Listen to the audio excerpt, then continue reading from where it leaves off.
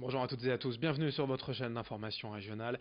Nous sommes le vendredi 5 juillet, ravi d'être en votre compagnie pour 7 minutes d'information dans la région. On démarre comme toujours par vos prévisions météo avec bien quelques voiles nuageux et un temps frais tout de même ce matin au lever du jour. Heureusement, le soleil va dominer cette journée et ce week-end d'ailleurs, avec des températures cet après-midi au-dessus des normales de saison, très agréables. 22 degrés à Dunkerque, 23 à Calais, 24 à Saint-Omer et jusqu'à 27 degrés à Lille. Les prévisions météo complètes juste après ce journal. À la une, bien évidemment, les résultats du bac annoncés ce matin à 10h. Mais hier soir, durant quelques instants, les résultats ont fuité sur le site de l'Académie de Lille. Certains ont pu consulter en avance leurs résultats avant que le lien ne soit bloqué. Un problème de plus, en tout cas pour une édition 2019 décidément chaotique. Depuis plusieurs mois, on en a déjà parlé. Des enseignants dénoncent la réforme du bac annoncée par le ministre Jean-Michel Blanquer avec toutes sortes de mobilisations et certains ont ainsi maintenu jusqu'au bout la grève des copies. Selon les chiffres, on estimait entre 30 000 et 137 000 le nombre de copies encore bloquées hier soir. Ce qui a posé évidemment un problème pour rendre un résultat équitable. Au rectorat, il aurait été demandé au jury d'admission de prendre les livrets scolaires des élèves, de prendre les moyennes de l'année dans les matières où les notes n'ont pas été rendues et d'arrondir au demi-point supérieur.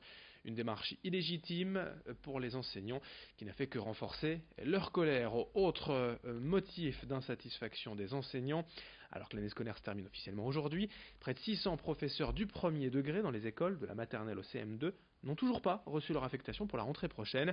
En cause, un nouveau logiciel censé déterminer les postes de chacun, mais qui a connu quelques ratés. Du coup, les enseignants concernés connaîtront leur affectation quelques jours à peine avant leur prise de poste, et sachant qu'ils peuvent être nommés partout dans le Nord, Dunkerque, Maubeuge, Douai ou Cambrai, la situation entraîne beaucoup d'inquiétude et d'angoisse chez les enseignants, mais aussi dans les écoles incapables de s'organiser avant la rentrée. Le syndicat SNUIPP FSU réclame donc une seconde commission paritaire d'urgence. Explication recueillie par Edil Gunaï. Pour les collègues eux-mêmes, découvrir aussi tardivement son affectation, c'est très compliqué. Alors à la fois pour des raisons familiales et professionnelles, si on a des collègues avec des enfants, on est mariés, etc., des enfants en bas âge, c'est pas fin août que vous pouvez trouver une place en crèche ou trouver une nourrice. Et puis pour les écoles, l'organisation, la préparation de la rentrée, elle ne peut pas se faire fin août, elle se fait dès à présent. Et lorsque vous ne savez pas quels sont les collègues qui vont arriver dans l'école, c'est très compliqué, par exemple, d'attribuer les classes aux enseignants de l'école. Autre info, depuis quelques mois, le SAMU du Nord utilise une nouvelle technique d'assistance circulatoire utilisée en cas d'arrêt cardiaque. Un appareil permettant de remplacer temporairement le cœur défaillant via une pompe mécanique. L'intérêt avant tout étant de continuer à oxygéner le cerveau afin d'éviter les séquelles cérébrales. Le cœur est ainsi irrigué par deux canules insérées dans la veine fémorale en haut de la cuisse. La machine remplace ainsi le cœur durant le transport vers l'hôpital et cela permet de sauver de précieuses minutes en cas par exemple d'infarctus ou si le cœur ne repart pas malgré un massage cardiaque. La technique a fait ses preuves récemment, a notamment permis de sauver un homme de 43 ans victime d'un infarctus à domicile. Explication recueillie par Edil Gunaï. L'équipe va commencer cette première réanimation et ici en régulation, on aura des critères à vérifier. Donc le médecin régulateur va vérifier des critères bien précis d'arrêt cardiaque, c'est-à-dire des patients relativement jeunes, moins de 65 ans, qui n'ont aucun antécédent et surtout qui ont bénéficié d'un massage cardiaque immédiat, c'est-à-dire qui se sont écroulés, effondrés devant témoins et qui vont pouvoir bénéficier de ce massage cardiaque, d'où l'importance des premiers gestes de survie. Donc le patient a été massé immédiatement, le cerveau est oxygéné à minima, mais oxygéné par ce massage cardiaque. Le régulateur en régulation SAMU a donc évalué la possibilité de circulation extracorporelle et déclenche cette équipe supplémentaire pour la pose de machine. Dans cette édition également, un événement exceptionnel à vous annoncer ce week-end sur votre chaîne d'information régionale, la diffusion en exclusivité du documentaire L'année d'après consacré au pilote de moto régional Adrien Van Beveren. Durant un an, le réalisateur Denis Guérin l'a suivi depuis sa chute lors du Dakar 2018 jusqu'à son retour à la compétition.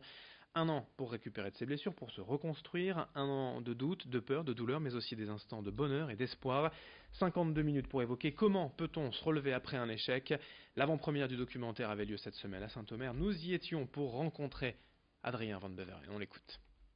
Ça a été une année forte en émotions. Et je me sers de toutes ces émotions pour me dire que je suis bien, je suis heureux dans ce que je fais. j'adore ce que je fais et j'essaie de le faire de la meilleure des façons possibles. Alors oui, il va falloir attendre au minimum 1 an de plus. Maintenant, on n'est plus qu'à 6 mois de l'échéance. Je travaille dur pour ça et forcément, après la casse mécanique de cette année, j'étais de nouveau un petit peu abattu, mais je me suis très vite relevé, beaucoup plus vite qu'en 2018. Parce que finalement, ce travail va finir par payer. Et j'ai mis du temps à gagner l'Enduropal du Touquet, mais ensuite j'ai gagné 3 fois d'affilée. Donc je me dis que ça peut fonctionner aussi pour le Dakar. Et avant la diffusion ce week-end, samedi et dimanche, 15h, 21h du documentaire l'année d'après, voici un court extrait. Aujourd'hui, ce qui lui manque pour être le champion parfait, c'est une victoire au Dakar.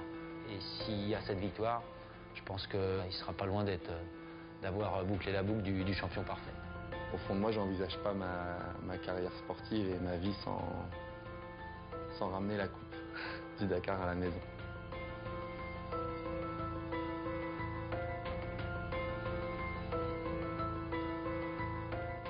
L'année d'après, signé Denis Guérin avec le pilote de moto régional Adrien Van Beveren. 1 an à ses côtés, 52 minutes en exclusivité sur notre antenne, 15h et 21h ce week-end. Une belle image pour terminer, pour fêter ses 25 ans. Cette année, Eurotunnel a dévoilé une fresque colossale au-dessus de l'entrée du tunnel. Il s'agit d'une petite fille avec des jumelles du côté français et ses yeux représentés de l'autre côté de la Manche à Folkestone. L'artiste auteur de cette fresque, Iseult Digan, alias Eyes, n'en est pas à son coup d'essai. D'origine franco-britannique, elle a déjà réalisé de nombreuses œuvres colossales. Présentation de l'œuvre en question au micro de Corentin Escaillé.